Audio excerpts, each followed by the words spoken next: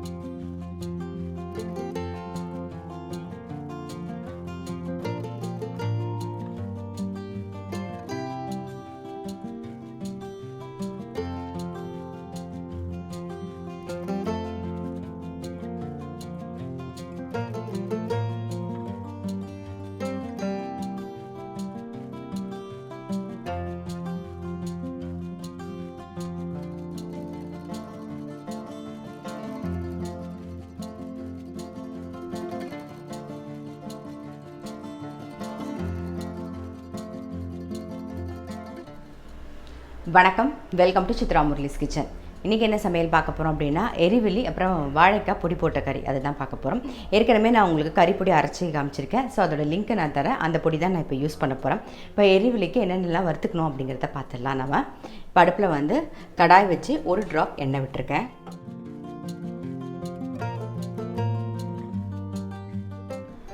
நாலு வரமிளகா, ஒரு 1/4 டீஸ்பூனுக்கு, ரொம்ப கிடையாது, வெந்தயம் ஒரு 1/4 டீஸ்பூனுக்கு தான் இருக்கணும்.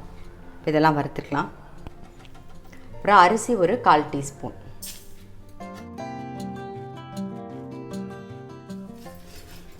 அரிசி வந்து லைட்டாக பொரிஞ்செடுத்து இப்போ வந்து தேங்காய் சேர்த்துக்கலாம். தேங்காய் பாருங்கள் நான் கொஞ்சம் சிவக்க வறுத்தாச்சு, தெரியுதா? இந்த ஈரப்பதமும் போயிடுத்து, கொஞ்சம் கலரும் மாறி இருக்கு. ஸோ இது ஆறினோடனே நம்ம அரைச்சிக்கலாம். மிக்ஸி ஜாரில் மாற்றிடுவோம்.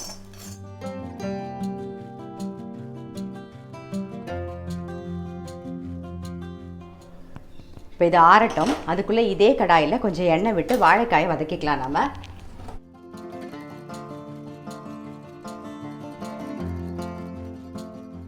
கடுகு, உளுத்தம்பருப்பு, சீரகம் சேர்த்துக்கலாம்.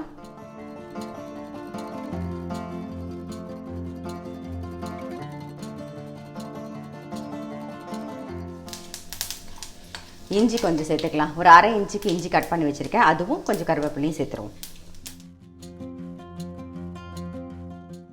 கருவேப்பிலை எப்பவுமே பிச்சு போடுங்க. இந்த மாதிரி பிச்சு போடும்போது தான் நல்ல வாசனையாக இருக்கும். கட் பண்ண வாழைக்காய்,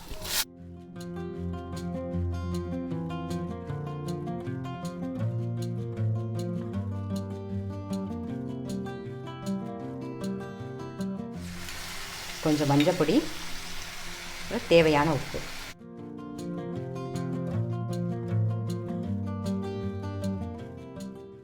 மிக்ஸ் பண்ணிவிட்டு அடுப்பை சிம்மில் வச்சுட்டு மூடி வச்சிடலாம்.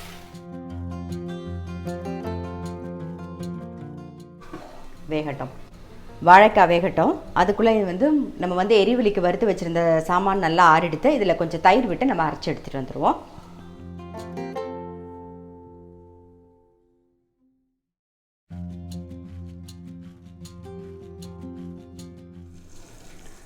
எரிவலிக்கு வறுத்த சாமான்லாம் தயிர் விட்டு அரைச்சாச்சு. இப்போ வந்து நம்ம பவுலில் மாற்றிடுவோம். இதுலேயே வந்து இன்னொரு 2 கரண்டி தயிர் சேர்த்து அரைச்சிக்கலாம்.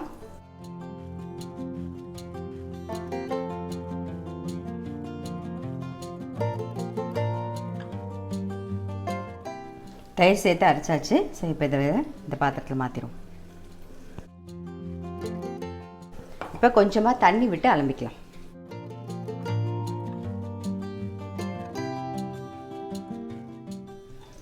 தேவையான உப்பு, மஞ்சள் பொடி சேர்த்துருவோம்.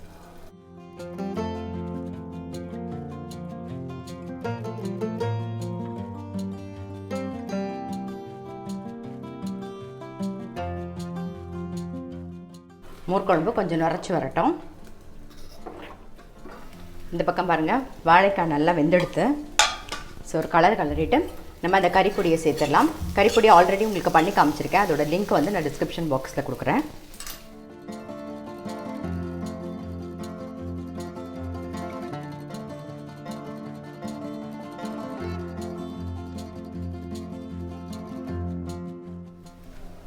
ரெடி ஆகிடுது வாழைக்காய் கறி. ஆஃப் பண்ணிடலாம். இந்த பக்கம் மோர் குழம்பும் நல்லா நுரைச்சி வந்துடுது. ஸோ இறக்கிடுறேன் நான். பாருங்கள், நுரைச்சி வந்துடுது, இறக்கிடுவோம். இப்போ வந்து இதுக்கு எந்த தான் வேணாலும் நீங்கள் போட்டுக்கலாம். நான் வந்து இன்றைக்கி கருவடை தான் சேர்க்க போகிறேன். அதுக்கு கொஞ்சம் எண்ணெயில் அதை வறுத்தெடுத்துக்கலாம். இப்போ கருவடாம் வறுத்தெடுத்துக்கலாம். இதுதான் கருவடாம். ஆல்ரெடி இந்த கருவடாமும் நான் உங்களுக்கு வந்து பண்ணி காமிச்சிருக்கேன். ஸோ அதோட லிங்க்கும் வந்து டிஸ்கிரிப்ஷன் பாக்ஸில் உங்களுக்கு தரேன்.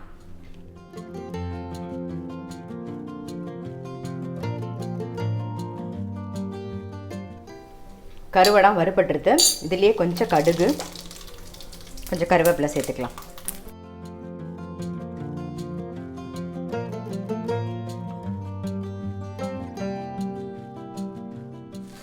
அவ்வளோதான், நம்மளுடைய எரிவலி ரெடி ஆகிடுது. அதே மாதிரி வாழைக்காய் பொடி போட்ட கறி ரெடி.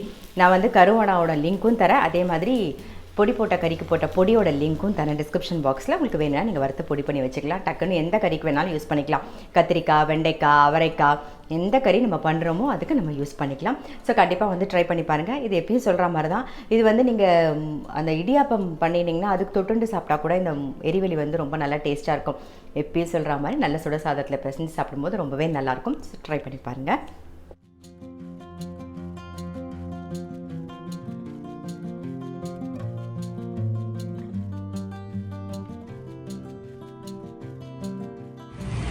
இன்றைக்கி vlog பார்த்துருப்பீங்க.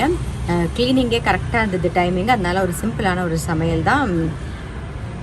கருவடாம் போட்டு ஒரு மோர் குழம்பு, அப்புறம் வாழைக்காய் கறி. அப்புறம் மத்தியானம் டிஃபனுக்கு வந்து எதுவும் பெருசாக பண்ணல. ஏன்னா டைமிங் இல்லைல்ல. அதனால் வந்து நேற்று நம்ம ரவா தோசை பண்ண மாவு மிச்சம் இருந்தது, அதனால் அதையே வந்து இன்றைக்கி ரவா தோசையை நாங்கள் ஆளுக்கு 2 சாப்பிட்டுட்டோம். ஸோ அதனால் இன்றைக்கி சிம்பிளான ஒரு சமையலோட தான் இன்றைக்கி சாட்டர்டே vlog உங்கள் எல்லாருக்குமே ரொம்ப பிடிச்சிருக்கும். நான் அடுத்த ஒரு வீடியோவில் சந்திக்கிறேன்.